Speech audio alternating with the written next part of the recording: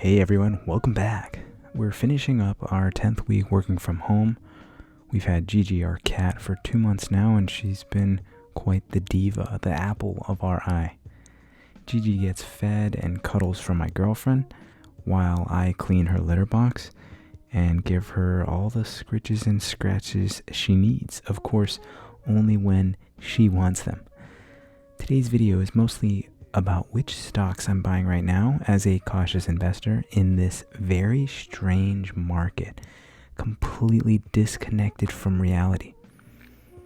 But I also wanted to briefly talk about the stimulus, CARES Act, HEROES Act, helicopter money, trillions of dollars.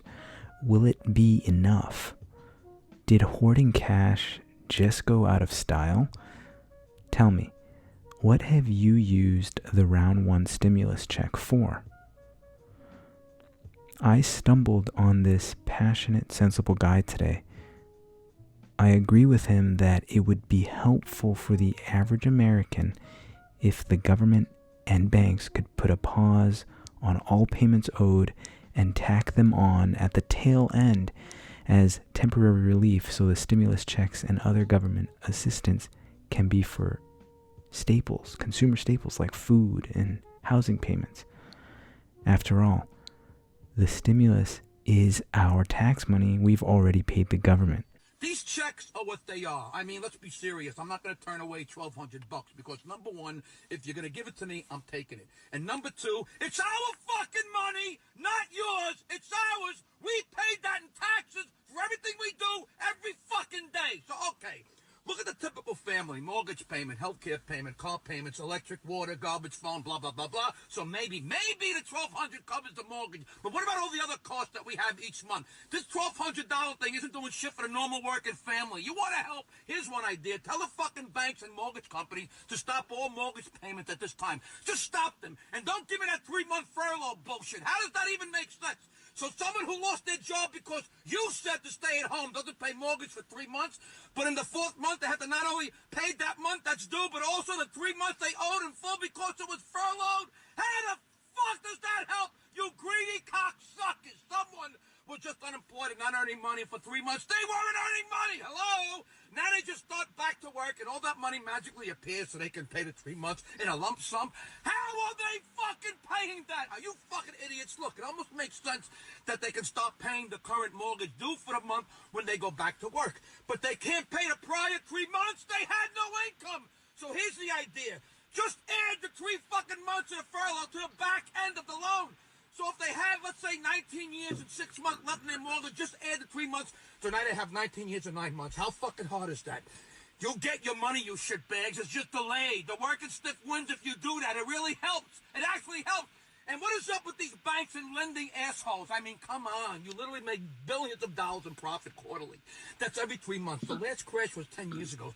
So you have 10 years of massive profits and you need a bailout after 2 weeks of a shutdown? How come we, the people, have to save for a rainy day, but you save nothing? Every fucking quarter that you made $3 billion in profit, not income, profit, and all. That means you paid all your salaries and bills and everything you needed to pay to run a company for 3 fucking months. So every time you made $3 billion in a quarter, if you had just put $1 billion in the bank, you'd have $40 billion in the bank after 10 years. That's not even including interest. But no, you greedy cocksuckers have to get bailed out again from our taxpayer money, and then you shit on us by not giving us a real break on our mortgages, credit card bills, or car payments, or anything, and the government allows this. We get fucked. We bail you out, we get fucked. Rinse, lather, repeat. You dirt neck fucking pieces of shit should have had more than enough money to keep paying your workers and give everyone a break in mortgage payments the way I said for the time being. And again, I'm not saying to wipe the slate clean. I'm saying to just add the missing mortgage payment to the back end of everyone's loans. Do it for everything. The car lease is now 3 months longer. The credit card payment is now 3 months longer. The mortgage payment is now 3 months longer. You want to help the American worker, you can eliminate all payments due until this is over. That way, unemployment and stimulus checks would only be needed for food. That is what the American family needs now. Do you agree with him? I certainly do. Would I want to be a politician trapped in a car with him? Certainly miss me with that. Hell to the no. Passing the House of Representatives, which is controlled by a Democratic majority, is one step in the journey from bill to law for the proposed HEROES Act, but it is not a guarantee that the second bill will clear its next stage, which is the Republican-controlled Senate. The HEROES Act is worth a whopping $3 trillion and includes a wide range of benefits such as a second direct payment to individuals and households of up to $1,200 per family member with a cap of $6,000 per household. It would carry over the current enhanced unemployment benefit of $600 per week on top of the typical unemployment payout all the way through January 2021. The HEROES Act would also set aside money for struggling businesses, the U.S. Postal Service, and additional testing for the pandemic.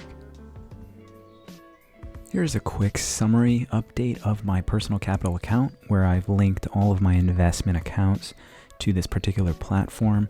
I love Personal Capital. It shows all of my accounts in a very organized and detailed fashion with all these different tabs here at the top. I particularly like the holdings as well as the allocations tab, and I use this particular section here to control the time frame. So as of year to date, January 1st to May 22nd, 2020, I am down -3% compared to -9% for the S&P 500, graphed here, shown here. And the U.S. stock market is down -9.64%. Foreign stocks have taken a beating, almost 20% down. And U.S. bonds are up 5%. I'm going to show you my other allocations tab here. I do like seeing this colored graphic of how I am allocated across my different buckets. Cash is still a large, investable cash is still a large portion of my portfolio here. I am reducing that by buying two specific collection of stocks, and that's what this video is about. So here's my US stocks, international bonds, and US bonds all broken out carefully here. Personal Capital again has organized all of my accounts to show in totality across my retirement as well as taxable accounts. Let's go back to holdings here.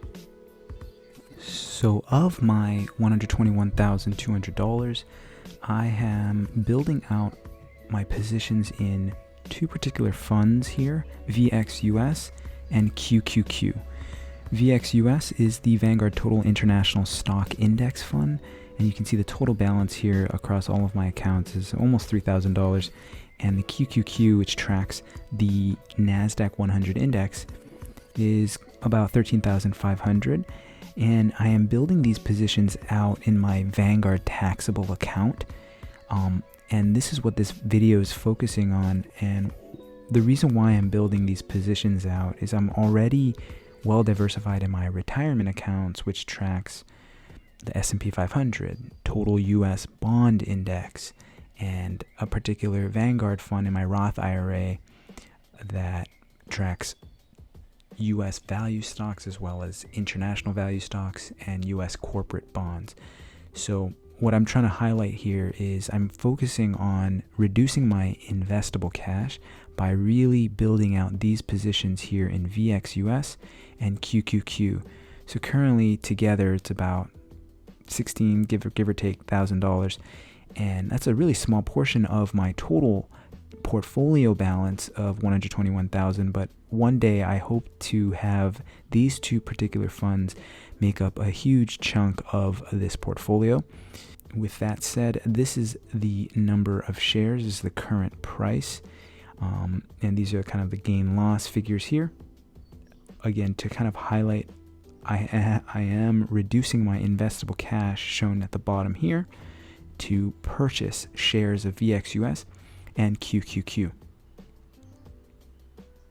This is the Vanguard website showing the Vanguard Total International Stock ETF, VXUS. ETF just stands for Exchange Traded Fund, so it's a basket of stocks that trades on an exchange, like the New York Stock Exchange, for example. It currently tracks the FTSE Global All Cap VXUS index. So there are no US securities in this particular fund. And it's a very common fund if you follow the Boglehead's philosophy. I am not a financial advisor, which is why I really rely on having my largest positions or holdings in broad, diversified funds. 80 to 90% of people who stock pick fail to beat the market. So this particular fund is the international market. Let's go to the portfolio and management tab on the Vanguard website to understand more about how this particular fund is allocated. So there's region allocation, 23.5 towards emerging markets, 40% towards Europe, 28.9 towards the Pacific region, and you can see the other smaller allocations there. It currently tracks 7,468 stocks. Those stocks have a median market cap of $24 billion. You can see all the different figures here. I've given up on trying to beat the market. I have accepted the overwhelming amount of data out there that really shows historically how bad and how hard it is to try to outperform the market. Here is the Invesco QQQ ETF, and this particular fund tracks the NASDAQ 100 index. It's so important to read up on the different securities that you are investing in, really learn the holdings, learn the principal objective, and what the whole point of this fund is. And if we go to the portfolio here, you can clearly see that QQQ is overweight in the technology sector, which comprises almost 50% of the sector allocation. The next biggest is communication services at 21.06%, followed by consumer discretionary at 16.48%, and healthcare, including some biotech names. QQQ is extremely liquid with high amounts of trading volume each day, but both VXUS and QQQ are perfect for buy and hold investors. We are, again, talking about what I'm tracking in my Vanguard taxable account. Both of these funds are tax efficient, making them perfect for taxable accounts. I keep all of my bond and higher paying dividend securities in my retirement accounts, which are tax advantaged. The top holdings of QQQ happen to be the FANG plus M stocks, those being Facebook, Amazon, Apple, Netflix, Google, and Microsoft. These large cap growth tech titans dominate the majority of all the broad index funds, and interestingly, the NASDAQ 100 is up over 6% year to date. Exactly 6.042% as of today, Friday, and we are still during market hours, so this could go up or down. If we look at the Dow Jones Industrial Average year to date, the Dow is down 15.57% as of May 22nd. If we look at the S&P 500 year to date, that's down 9.54% as of May 22nd. So to recap today's video, I am purchasing shares of VXUS as well as QQQ in my Vanguard taxable account, reducing my taxable cash hoard that I have been building up over time. I have pretty much given up on stock picking, and that's because 80 to 90% of stock pickers fail to outperform the market. I really want to keep things simple and think of the long-term growth potential. And I do not trust myself. I don't trust copying others. I do not blindly copy others. I try to learn and understand what I am holding, and that should go for everyone out there investing in this particular uncertain market.